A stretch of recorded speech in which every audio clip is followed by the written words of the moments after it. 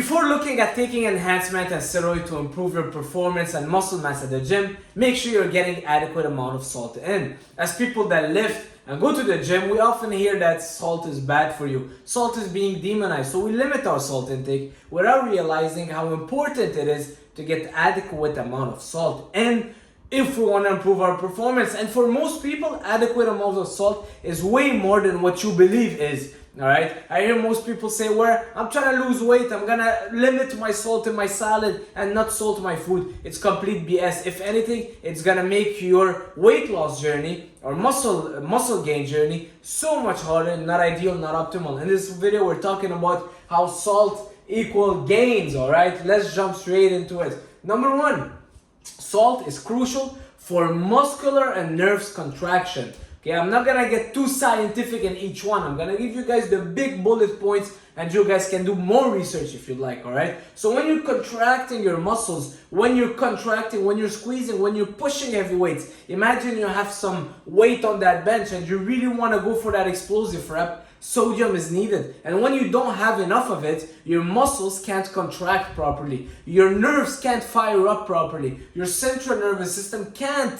send signs to your nerves to do the job that they need to do. Alright, so remember that. Proper sodium intake means proper muscle contraction, okay? And remember, when you're training, you're working out, you do sauna, you lift, you run, you're losing a lot of water, a lot of sweat, but not only water, because in that sweat, 90% of it is sodium. You're losing so much sodium, so make sure that you're regenerating it. Alright, I'm gonna tell you guys how much approximately at the end. Number two, sodium proper hydration. A lot of people say they don't want to consume salty stuff because it will cause water retention. Who cares about water retention? Unless your goal is stepping on stage 3 days from now, you shouldn't really worry about it too much. You might get some temporary water retention, but if you're drinking more water, it shouldn't be a problem at all. Number two, more salt, more hydration, so your muscles, your cells will hydrate better. Better hydration means better performance at the gym, lower risk of injury because there's more water in that muscle. All right, better stamina and endurance. They did a study. 2 marathon runner group, one of them were taking salt tablets. If you see marathon runners, they take a lot of salt tablets, and the other group were taking just a placebo tablet. And the ones that were taking salt tablets, I believe, finished 71% faster than the other ones. All right, so better stamina, better performance at the gym, better hydration, and also fuller muscles. When your muscles have more water, the muscle look fuller, okay? So it's also a better look, especially if you're someone trying to lean down a lot. When you're leaning down, you're getting flatter, and something you do not want to eliminate is sodium. Alright, what makes your vein pop bigger? What makes your muscle fuller? Water, glycogen, and sodium. When you're going in a deficit, you will drop the glycogen a bit. Okay, you're dropping the carbs, your muscle are kind of shrinking down. But if you're keeping sodium very high, water very high, you will not be extremely flat. Alright, so very important to remember. Number three, increases blood volume. Alright, so more blood will be delivered to your muscle. Think about it that way. More sodium means more blood delivered to your muscles. With blood comes more nutrients, more oxygen. The waste can be removed because there's a better blood flow, so better pumps at the gym. You get those good pumps. Why when you eat pizza and cheat meal, the next day you're getting the best pumps? Yes, sure, the carbs and the fat and this and that, but also a lot of it is thanks to the sodium. Okay?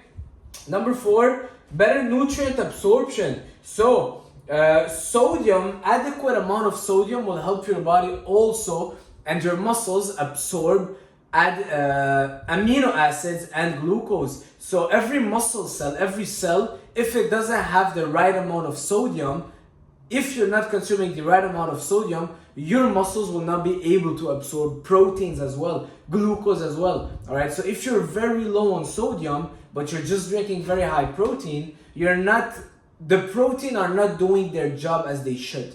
All right, so just think about it that way. Okay, moving on. Low salt will stress your body. So with lower salt, if you're really not consuming salt at all, because it's a essential nutrient, because our body can't produce any of it, it's essential. So when our body is lacking something that is essential, you're sweating a lot, you're losing a lot of salt, but you're not replenishing it, the stress increases. Anytime there's a lack, vitamin D, vitamin C, whatever it is. All right, in that case, sodium, the body starts getting stressed. Metabolism slows down, stress goes up, testosterone level also will go down. All right, so they are correlated, testosterone and salt intake. So it's very important that you're getting enough salt. And number 6, digestion. So in the last video about digestion, I mentioned how salt is very important to increase your stomach acid. Salt is sodium chloride, stomach acid is hydrochloric acid. If you're someone that's dealing with a lot of heartburns, indigestion, means you have low stomach acid, best way to increase it, not by taking anti-acid pills, but rather increasing salt in your food. All right, I love real Celtic salt, or there's one called Redmond salt or Himalayan pink salt, any real salt. All right, and even the ones that are processed, table salt is not as bad as you think. Some of them have iodine in them. It's not as bad. All right, they're just adding iodine, so it's not the end of the word. So yeah, so guys, every big workout, let's say you're doing a big workout, some cardio, it's hot, you're sweating around 3 to 4 liters of water on average. 4 would be the max, but let's say 2 to 3 liters. Okay, every liter of water that you're sweating, every liter of sweat will have on average 1 gram of sodium. Okay, so it gives you an idea. It gives you an idea. It depends if you sweat a lot or not, but every liter, let's say on average, people will sweat 2 grams per workout. What I do personally, I'll do half a teaspoon or the quarter of a teaspoon, and I'll put that in my pre-workout shake. Okay, and I'll drink that pre-workout, and then I will adjust from there. But a lot of people would worry about having too much salt. A lot of times for people that lift or that are health conscious, we're not getting enough salt and we sweat a lot, and it is impacting our performance. It is impacting our gains at the gym. All right, so try that. A little bit of salt in your intra-workout shake, a little bit of salt in your pre-workout shake, and adjust from there. See how you feel and let me know in the comments. That's it for this video, guys. Thank you for watching. See you soon. Ciao.